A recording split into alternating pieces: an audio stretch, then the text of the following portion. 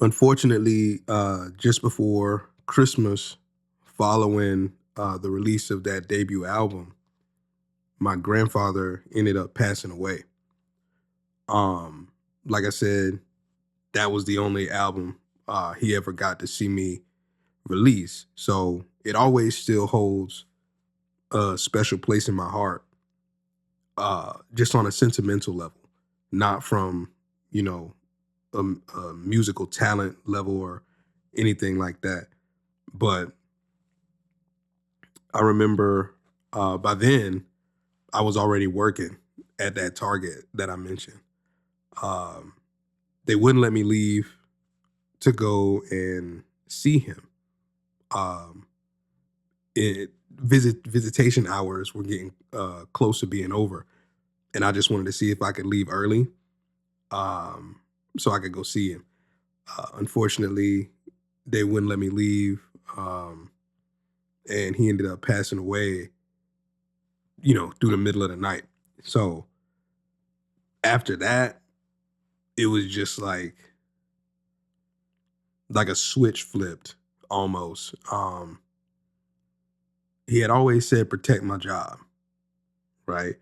But in that moment, I wasn't really that wasn't really my focus at that point.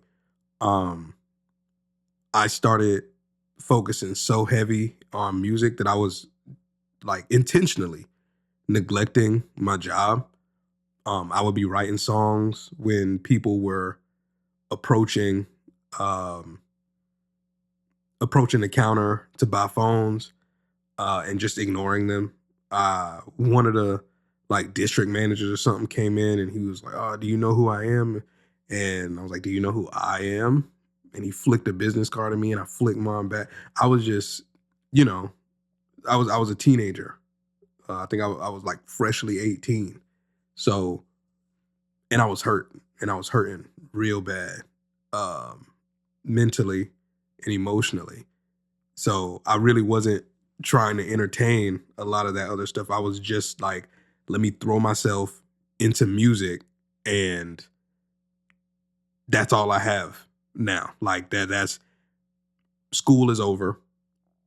I'm just working at Target. It's not like I'm gonna be here the rest of my life. I gotta just throw myself into music and be successful like I told my granddad that I would be. Um, we had a conversation um a couple days before that. And, I kept my word on that stuff. But as far as like, keep my job, respect, I was like, nah, can't do it. I worked, I stayed there. I could, I don't, it had to be God, um, in that moment, protecting me from, just making a bad decision as a kid, because I should have lost my job several times. Like 100% they should have fired me. But I could not get fired to save my life. Like I wanted to get fired just because of how I was feeling about how they wouldn't let me go. Um, but all of that ended up fueling the album that I wanted to work on next. And that was The Manifestation. And that was when I started, getting a lot. Like I've always been very uh, faith based, and I always had a good relationship.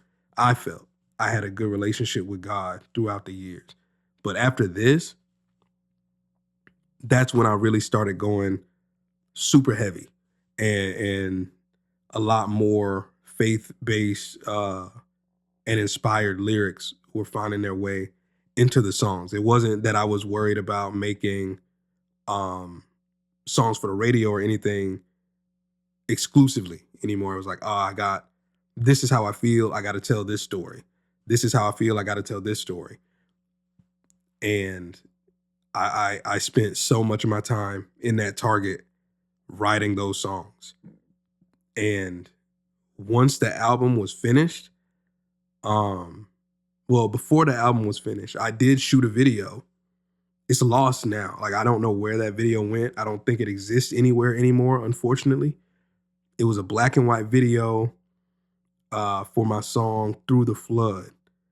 And I had done a tribute to my granddad in it. And, there were some photos of him, like slideshow style. And I had shot it in front of his house, and his tombstone was in it and stuff. Like, I don't know where that video went, but I would love to see it one day if I could ever find it. It was probably on that drive that crashed, and everybody's told me they can't do anything to save the stuff on it. Um, at least not without causing, thousands of dollars. So as I'm preparing to release that album and I'm, working on it, I can't figure out what I'm going to do for the cover. And I remember talking to my mom, and I decided to use it as uh, just a respect thing for my granddad and my dad. I always have such high respect for those two and everything that they've taught me through life, that I wanted to have the cover sort of signify that respect. I used to wear a necklace it was a cross that my granddad gave me, and it was his bulldog charm because his nickname was Bulldog, and I used to wear that all the time. And I added the 22 to the cover because my dad's sports number all of his life, it's sort of become like a family number now. It was 22. So the cover for the manifestation ended up being the cross and the bulldog with the 22. Um, I did lose that necklace. I think it was stolen at a basketball game, unfortunately. But recently, my dad was able to find a near exact replacement, because it's a old charm. They probably don't even make them anymore. So the fact that he was able to find it, it was a blessing. Uh, but back to the album. Once that album was done, I was in Target, like installing that album on people's phones. Like, I used to keep a free download code, like a stack of download codes in my bag. And every time I sold a phone, if it was an iPhone, I was like, oh, here's a download code when you download this app. And I would install the app. Like, I would install the app. And you get this album for free for purchasing your phone today. Did Target or AT&T or Verizon or Sprint, did any of them know that I was doing that? Absolutely not. And I kept doing it. Every single time I sold a phone, I was putting my album on the phones. And one of the managers eventually put two and two together. His name was Devin. And he ended up putting two and two together, that the kid that put his CDs up on the shelf like a year before that was me. He was cool about it though. He supported it. Everybody was really supportive of it once they figured out what I was doing. Nobody was really angry about anything that I was doing, which it just goes to show I was the only one angry about a situation that the current people that were working there, they didn't have anything to do with. So eventually I did kind of move on from that and heal from that. And I just doubled down. Into, okay, since I pretty much got the green light, my focus while I'm here is purely music based. I'm only here to get paid to sell phones. But as long as I sell my one phone a day, all my other hours, the other 7, 8 hours, however long I was there, is just dedicated to writing these songs, editing songs, figuring out stuff for this music career that 18-year-old me was trying to make. I end up telling them, like, we had to go through a store remodel during that time. And I end up telling them, hey, I got to take some time off. We're going to Ohio. that Ohio trip showed me like, oh, you got to make sure you keep a level head and you don't let what other people say they're doing get you off center, right? So we're up there, and my Aunt Ebony and her, I can't remember if it was her boyfriend at the time or if he was already her husband. So I'm just going to say husband. Um, and her husband, Dustin, they took me to record somewhere in Ohio. And whole time I'm thinking we're going to like a big studio. It was a bedroom studio like mine, but it was just upstairs. They had more stuff than me. Still a bedroom studio, but they were like, "Oh no, my friend, oh man, I can't remember his name. He signed to this people, and they flew him out here to shoot this video." And as a kid, you're thinking like, "Yeah, I got to get around these people. They're doing what I'm trying to do." But the reality was, oh man, we really all in the same place. So I'm in there recording. They're recording on Pro Tools. At the time, I was recording on GarageBand. While they are recording me, I keep getting mad feedback in the headphones. They don't know this, and I don't know that I'm supposed to say something because this is my first time recording with anybody else outside of myself in years. So eventually I say, hey, because they're gassing me up. They're like, oh no, he's good. He's good. And I know what I can do, but I'm just uncomfortable in this scenario because it's a bad situation to record in. Like I'm hearing the beat doubled in my headphones. I'm hearing myself on a delay in the headphones. So I'm like, hey, finally I just tell them, hey, can you turn this off?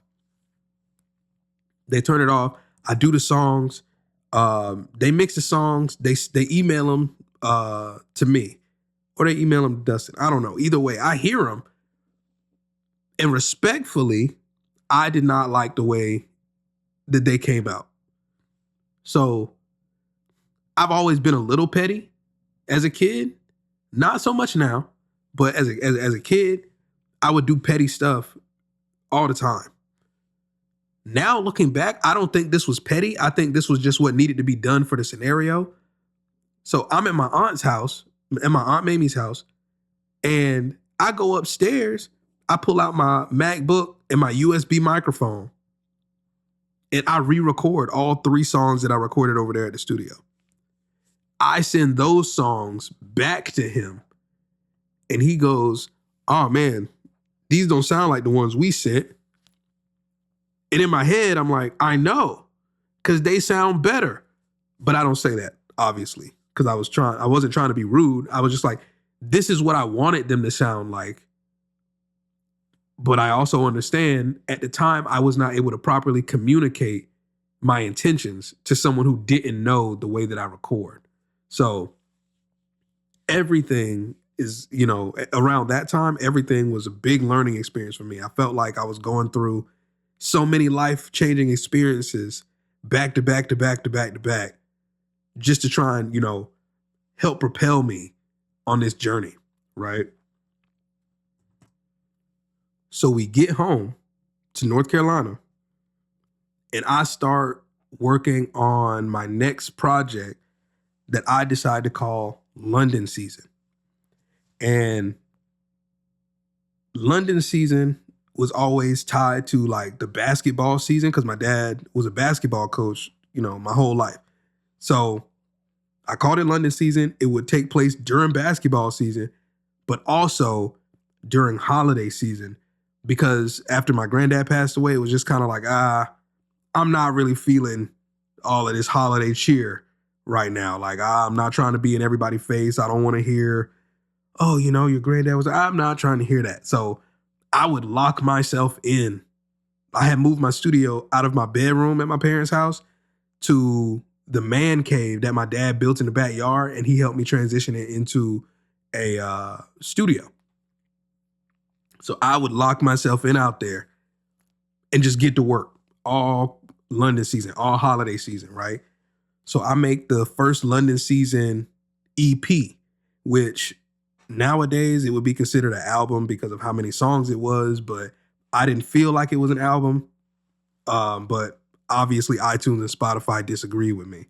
So I'm working on that song or on that project, and I'm thinking Beachside is gonna be the song that's like just takes me to the next level, right? Not rapping. It was more singing.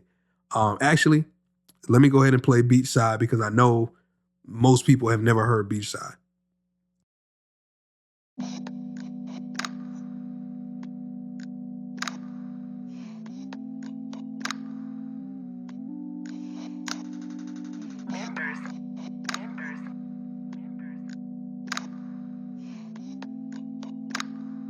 London ENT.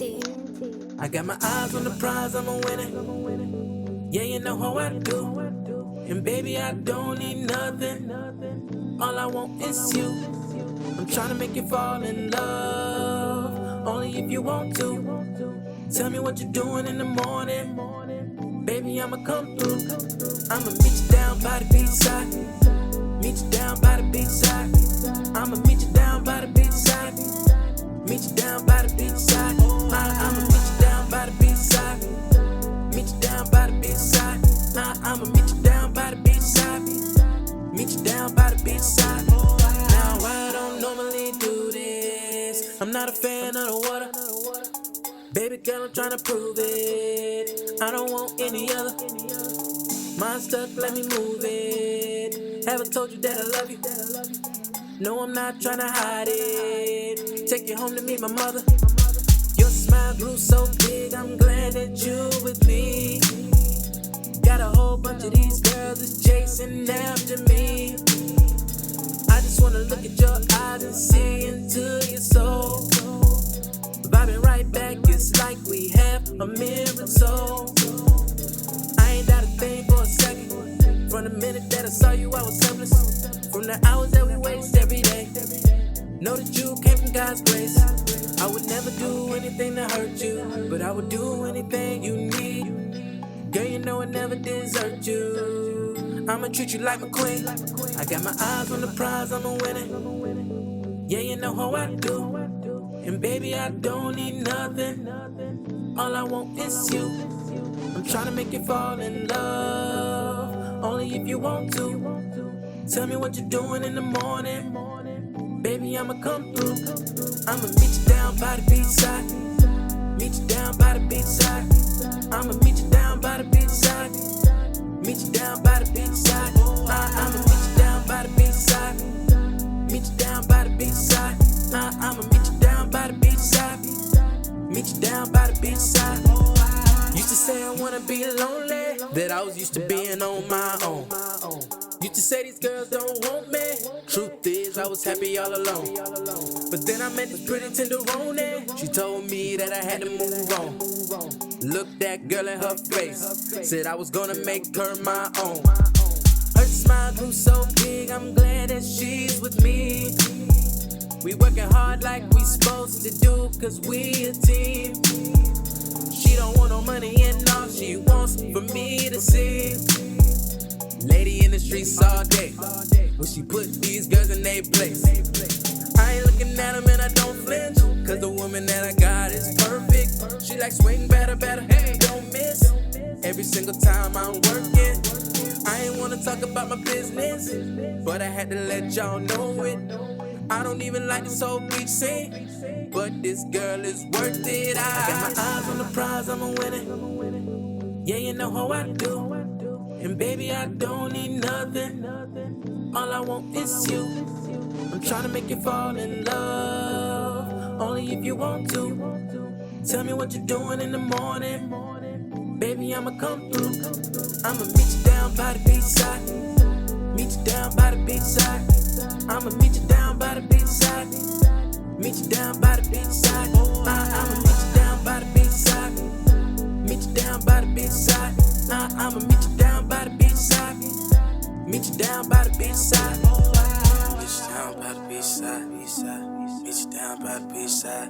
I'll meet you down by the beach side. Meet you down by the beach side. I'll meet you down by the beach side. Meet Meet you down by the B-side. Meet you down by the B-side. Meet you down by the B-side. Oh, B-side. Meet you down by the B-side. B-side. Down by the B-side. B-side. So this song right here, this is the one that I thought at the time was gonna like get me some more radio play. Again, I was focused again. I was like, oh, music has to work. There's nothing else in my life that's going to fulfill me in the same way. I gotta make this work. It did not. Funny enough, the song that I liked the least was the one that did the best. And that was Zendaya. Nowadays, I could never put a song out called Zendaya. They would take it down. But back then, in 2014, I threw the song up. It was called Zendaya. The song doesn't have anything to do about Zendaya. Anything to do about what? It doesn't have anything to do with Zendaya. The song is more of a women's empowerment song, right? But I understand most of the people that heard the song just assumed it was about Zendaya. It was not. It never was. That song, still to this date, is my best-selling song ever. And I don't know why. Because in my mind, it's not a good song. Now, well, at the time I thought it was a good song, but obviously as I got older and I improved, I started to look back and I'm like, man, what was I thinking? But hey, I appreciate those that do love the song. There's people that find me and discover me just off of this song and have no idea that I've made another whole decade's worth of music. The song came out in 2014. I remastered it and put it back out in 2018, but still, it's a 10-year-old song. Actually, let me just play that one too while I'm here.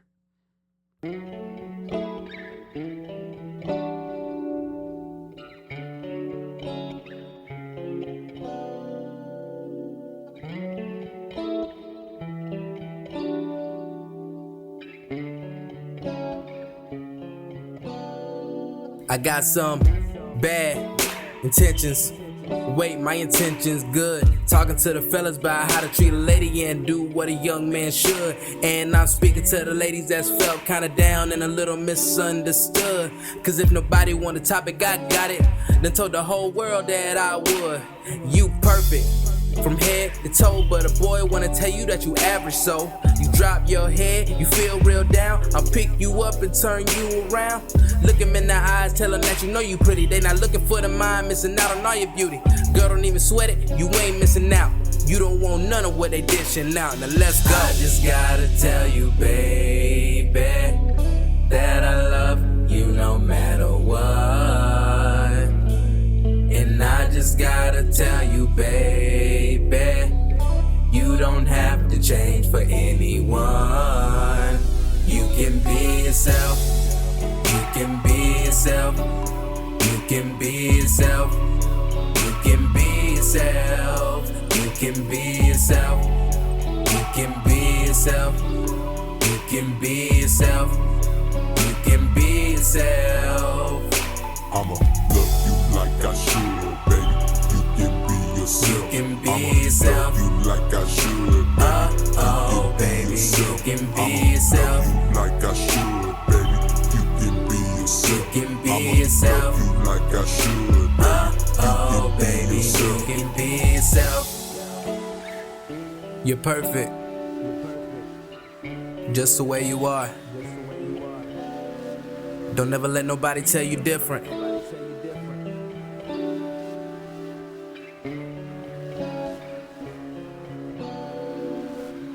Set the standards high, make a man rise to him. Cause the boys in the pack won't ever climb through them. It's a lot of men in the place, just trying to wipe you up, but the boys won't wait. Soon as you turn around and they all switch face, wanna stay at your place, wanna make you chase. If you wanna make a move, he'll accept your weight. To him, you're a queen, make him earn his place. Wanna change your hair, change your body, change your style, don't come around me.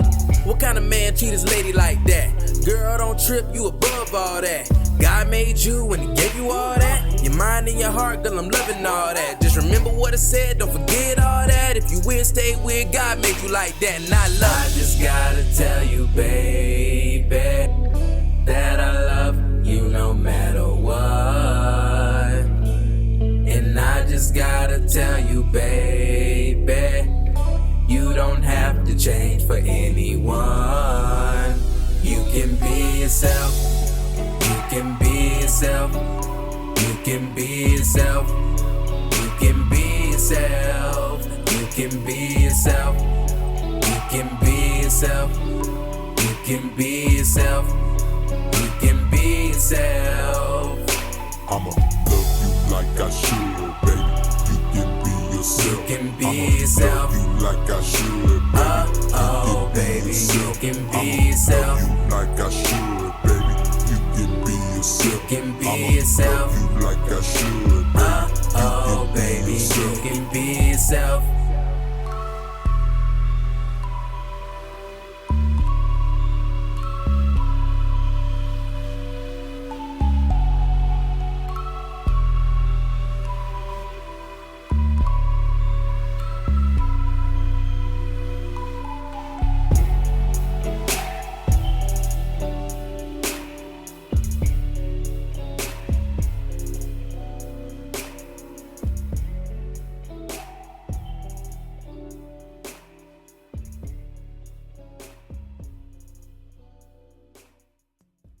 So yeah, as I'm speaking on it now, and I look back at my naming choices, the manifestation really did what I intended for it to do and what I was praying for it to do.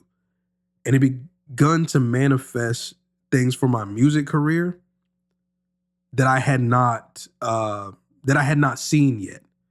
So obviously Heavens and Dea end up, taking off, and it would be the equivalent of going viral now, but purely on streaming services, not even social media at the time, because I wasn't doing, there was no TikTok in 2014, right? I had an Instagram account, I had YouTube, but I think, and Facebook and maybe Twitter. Wasn't really using Twitter like that back then. But I'm like, dude, so much of what I've asked for had begun to happen. I wanted my own studio. Yes, it was in my backyard. My dad and my uncle built it, but it's still my own studio. I wanted a viral song.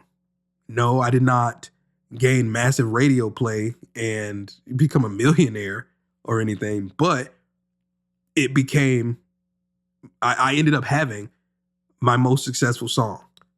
I started building a fan base off of it.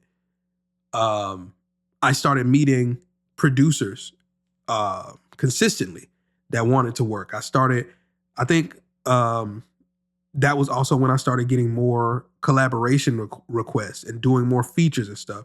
So while it wasn't the way that I intended for it to be, it really did begin to manifest things in a way that helped me in the long run.